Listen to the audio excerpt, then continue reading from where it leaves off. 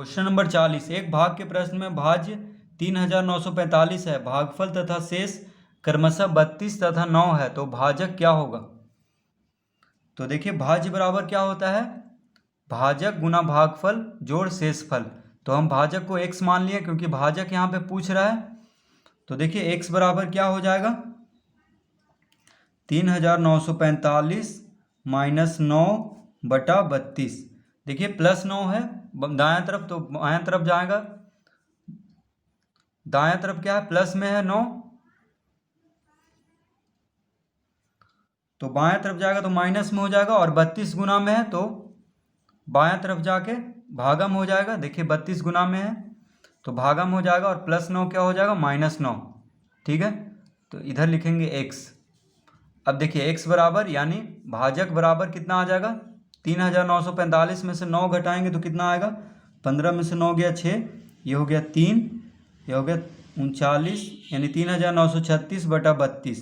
अब देखिए 32 से इसको हम काट देंगे, तो 32 से 3936 को भाग देंगे तो कितना आएगा, देखिए एक बार में लगेगा तो 7 आया 73, फिर से तो 32 दूनी होता है 64, तो हम 2 बार में लगाएंगे क्योंकि 73 आ रहा है, तो 64 10 74 यानी 9 96 आया। तो अब देखिए 32 दिया होता है 96, तो 123 आ गया भाजक बराबर।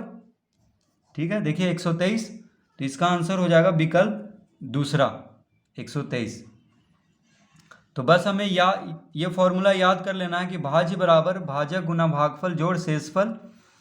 तो भाजक निकाल देंगे, कैसे निकाल देंगे, तो भाज्य माइनस शेषफल बटा भागफल, यानी +9 दायां से बायां तरफ आएगा तो -9 हो जाएगा, और 32 गुना में है तो भाग में हो जाएगा इधर आके दायां से बायां। तो इस तरह हम निकाल लेंगे, पहले घटाएंगे उसके बाद 32 से भाग दे देंगे तो 123 आ जाएगा, तो इसका आंसर हो जाएगा विकल्प दूसरा। अब देखिए क्वेश्चन नंबर 41। दो संख्याओं का योगफल 90 है, यदि उन दोनों संख्याओं में 40 का अंतर हो तो संख्याएं ज्ञात करें। तो इसमें देखिए कह रहा है दो संख्याओं का योगफल 90 है, तो यहाँ पे दो संख्या दिया हुआ है सब, देखिए विकल्प में तो कितना है 90। तो देखिए सबको जोड़ कर देखते हैं, तो 33 और 57 को जोड़ेंगे तो कितना आ रहा है 90। ठीक है, अब कह रहा है कि दोनों संख्याओं में 40 का अंतर है, तो देखिए अब 57 में 33 घटा के देखते हैं तो 7 में से 3 गया 4 5, यानी 40 का अंतर नहीं आ रहा है, तो पहला विकल्प नहीं होगा। अब दूसरा देखते हैं, तो जोड़ करके तो आ रहा है, देखिए 7 3 10 5 3 8 1 90। अब 53 में से 37 घटाएंगे तो इसमें भी 40 नहीं आएगा घट करके, तो दूसरा विकल्प भी नहीं होगा। अब देखिए 50 40 90 और घटा करके देखते हैं, तो 50 में 40 के 10 अंतर 40 आना चाहिए। अब देखिए 25 65 25 65 90 हुआ जोड़ करके, और 65 में से 25 घटा के देखते हैं तो 5 में से 5 गया 0, 4 में से 6 में से 2 गया 4, यानी विकल्प 4 इसका आंसर हो जाएगा। कह रहा था कि दो संख्याओं का योगफल कितना है 90 है। ठीक है, तो देखिए 25 और 65 को जोड़ करके देख रहे हैं तो 90 आ रहा है, और यदि उन दोनों संख्याओं में 40 का अंतर हो तो घटा करके भी हम देख लिए, अंतर मतलब घटाना, तो कितना आ गया देखिए 40, यानी विकल्प 4 इसका आंसर होगा। Question number 42। किन्हीं दो संख्याओं का योगफल 79 है, यदि उन दोनों संख्याओं में 23 का अंतर हो तो संख्या बताएं। तो क्वेश्चन नंबर 42 में देखिए कह रहा है किन्हीं दो संख्याओं का योगफल कितना है 79। तो देखिए जोड़ करके देख रहे हैं तो 9 4 3 7 79, इसमें भी देख रहे हैं, इसमें भी 79 आ रहा है, इसमें भी 79 आ रहा है, इसमें भी 79 आ रहा है, यानी सबका योगफल 79 है। बस हमें अंतर 23 मालूम करना है, अगर जिसमें भी अंतर 23 आ गया उसका आंसर मतलब वो विकल्प सही आंसर होगा। तो देखिए 40 में से 39 घटाएंगे तो 1 आ रहा है अंतर, तो ये नहीं होगा विकल्प। 50 में से 29 घटाएंगे तो कितना आएगा, देखिए 30 20 50 यानी 31 आ रहा है। ठीक है, तो ये भी नहीं होगा। अब देखिए 31 नहीं, 50 में से 29 घटाएंगे तो कितना आएगा 21 आएगा। ठीक है, तो ये भी नहीं होगा क्योंकि हमें अंतर 23 चाहिए। 49 और 30 का अंतर कितना हो जाएगा 9, और 4 में से 3 गया 1 19, ये भी नहीं होगा। 28 और 51 का अंतर देख लेते हैं, तो 51 में से हम 28 घटा के देखते हैं, 11 में से 8 गया 3, 4 में से 2 गया 2, यानी देखिए 23 आ गया अंतर। और जोड़ करके भी देख रहे हैं 28 और 51 कितना आ रहा है 79 जोड़ करके यानी योगफल। तो विकल्प 4 इसका भी आंसर हो जाएगा 28 और 51, यानी 28 और 51 ऐसी संख्या है जिसका योगफल 79 है और अंतर 23 है। अब क्वेश्चन नंबर 43, किसी दो अंकों की संख्या के अंकों का योग 9 है, यदि संख्या से 45 घटा दिया जाए तो अंकों का मान पलट जाते हैं, तो संख्या ज्ञात करें।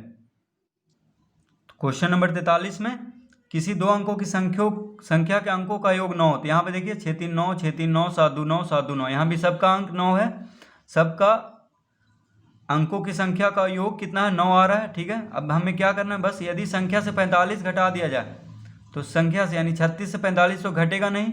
ठीक है, तो ये तो नहीं होगा आंसर। 63 से 45 घटा के देखते हैं दूसरा विकल्प में, देखिए तो 13 में से 5 गया 8, ये हो गया 5, 5 में से 4 गया 1, 18।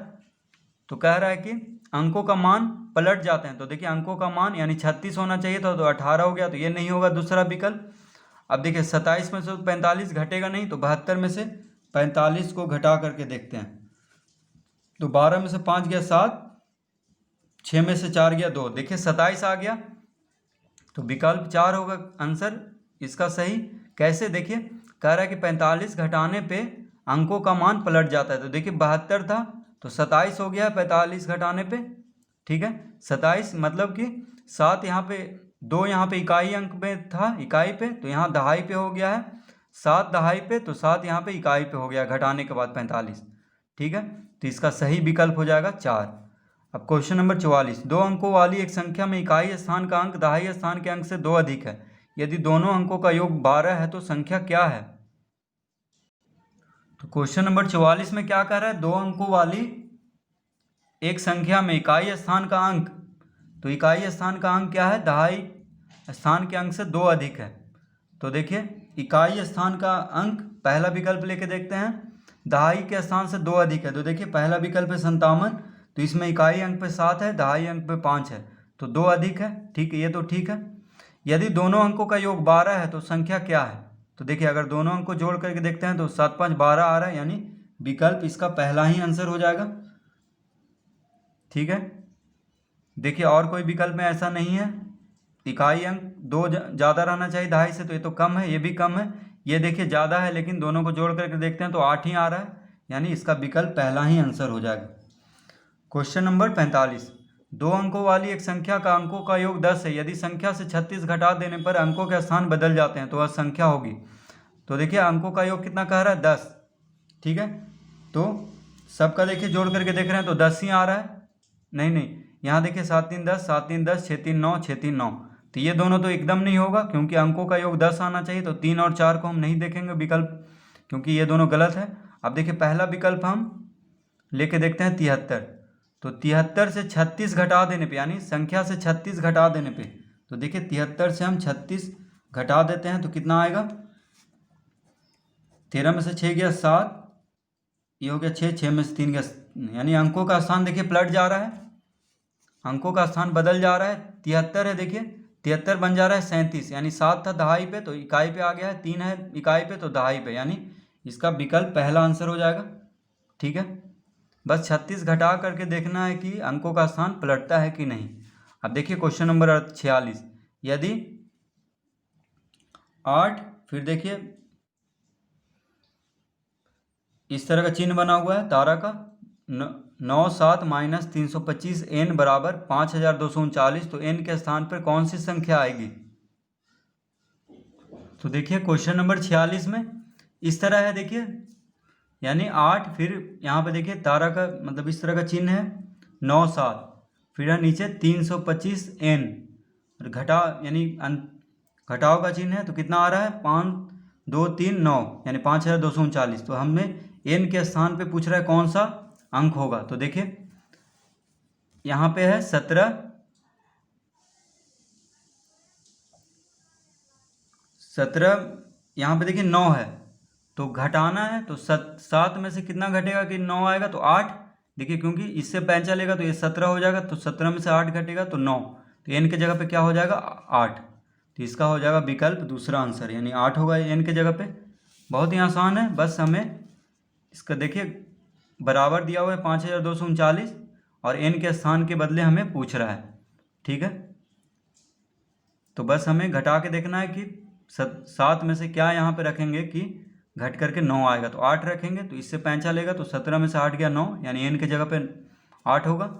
अब देखिए क्वेश्चन नंबर 47, निम्नांकित प्रश्न में तारांकित स्थान पर क्या आना चाहिए। तो यहाँ पे क्या है देखिए 12,891 घटाव है @ चिन्ह है यहाँ पे 5, फिर तारांकित देखिए ये चिन्ह है, फिर 2 है बराबर 5,359। तो इस तरह से लिखा हुआ है देखिए 12,891 माइनस फिर इस तरह का चिन्ह है।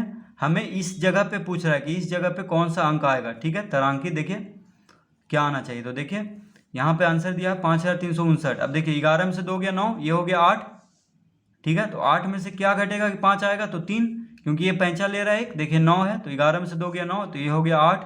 तो 8 में से 3 जाएगा तो 5 आएगा, यानी विकल्प दूसरा इसका आंसर हो जाएगा 3। ठीक है, देखिए 3 ही आएगा तभी 5 आएगा, क्योंकि 8 है तो 8 में से 3 घटेगा तो 5 आएगा, यहाँ पे 3 होना चाहिए। तो इसका आंसर हो जाएगा विकल्प दूसरा। क्वेश्चन नंबर 48, निम्नलिखित में कौन सा कथन असत्य है। पाई एक अपरिमेय संख्या है, ये तो सही है। असत्य हमें ढूंढना है। 22/7 एक परिमेय संख्या है, ये भी सत्य कथन है। पाई एक अपरिमेय संख्या है, ये भी सत्य कथन है। हमें क्या ढूंढना है, असत्य। -1 सबसे बड़ी ऋणात्मक पूर्णांक है, ये भी सत्य कथन है। सबसे छोटी अभाज्य संख्या 3 है, ये गलत है, ये असत्य है। देखिए क्योंकि सबसे छोटी अभाज्य संख्या क्या है, 2 है, तो हमें असत्य कथन ढूंढना था, तो यही असत्य कथन है यहाँ पे देखिए चारों विकल्प में से, तो विकल्प 4 इसका आंसर हो जाएगा। अब देखिए क्वेश्चन नंबर 49, निम्नलिखित में से कौन सा कथन असत्य है। तो इसमें भी हमें असत्य ही ढूंढना है। ठीक है, तो इसमें हम पहला है 2 सम संख्याओं का योग सम संख्या होती है, बिल्कुल सही है। देखिए 2 सम संख्याओं का योग सम संख्या होती है, किस तरह से मान लेते हैं, कोई भी सम संख्या लेते हैं। देखिए 2 सम संख्या 2 से विभाजित होता है, 4 लेते हैं तो 6 भी क्या हो रहा है, सम संख्या। अब कोई भी लेते हैं 4 + 8 12, यानी सम संख्या ही आता है योग। अब देखिए 2 विषम संख्याओं का योग हमेशा सम संख्या होगी, यहाँ पे भी सही बोल रहा है, क्योंकि 2 विषम संख्या यानी 3 + 5 सम संख्या आता है 8, क्या है सम संख्या। उसी तरह 7 + 11 क्या आता है 18, यानी ये भी सम संख्या है। तो 2 विषम संख्याओं का योग हमेशा सम संख्या होगी, ये भी सत्य कथन है। ठीक है, पहला भी सत्य कथन है। तीसरा 2 विषम संख्याओं का गुणनफल सदैव सम संख्या होगी, ये भी देखिए सत्य कथन है। कैसे, तो 2 विषम संख्याओं, तो यहाँ पे देखिए मान लीजिए कोई भी 2 विषम संख्या लेते हैं, मान लीजिए 3 × 5 कितना आ रहा है 15।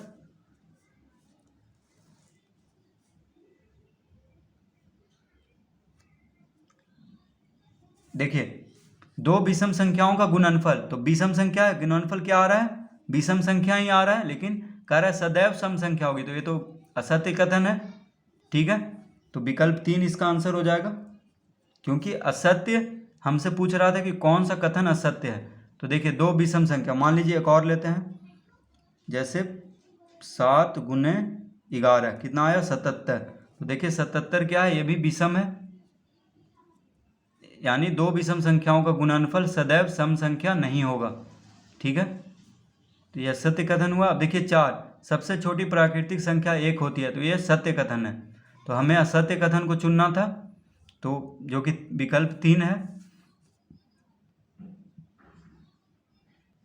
50 3 अंकों की बड़ी से बड़ी संख्या जो 35 से पूर्णतः विभाज्य होगी। तो देखिए 3 अंकों की बड़ी से बड़ी संख्या, तो 35 से 3 अंकों की बड़ी से बड़ी संख्या क्या होता है 999 को हम भाग करके देखेंगे तो कितना आएगा। देखिए 35 दूनी 70, 2 बार में लगाएंगे तो कितना आएगा 9, 9 में 7 या 2। अब 9 उतारेंगे तो कितना बार में लगेगा, तो अब 35 × 8 यानी 35 8 लगाएंगे तो 35 8 होता है 280। देखिए 8 × 5 = 40, 8 × 24 4 28, तो 9 घटाएंगे तो 9 में से 8 गया 1, यानी 900 कितना आया शेषफल 19 आया। तो 999 यानी 3 अंकों की बड़ी संख्या से हम 19 को घटा देंगे, यानी जो शेषफल आया है तो कितना आ जाएगा। देखिए 9 में से 9 गया 0, 9 में से 1 गया 8, यानी 980 हो जाएगा 3 अंकों की सबसे बड़ी संख्या जो 35 से पूर्णतः विभाजित होगी। तो इसका आंसर हो जाएगा देखिए विकल्प तीसरा 980। तो बस हमें क्या करना है, 3 अंकों की सबसे बड़ी संख्या को 35 से भाग देना है, जो शेषफल आएगा उसको घटा देना है फिर 3 अंकों की सबसे बड़ी संख्या से, तो जो आएगा वो आंसर हो जाएगा। ठीक है, तो इस तरह से देखिए हम क्वेश्चन नंबर 50 भी हल कर लेंगे।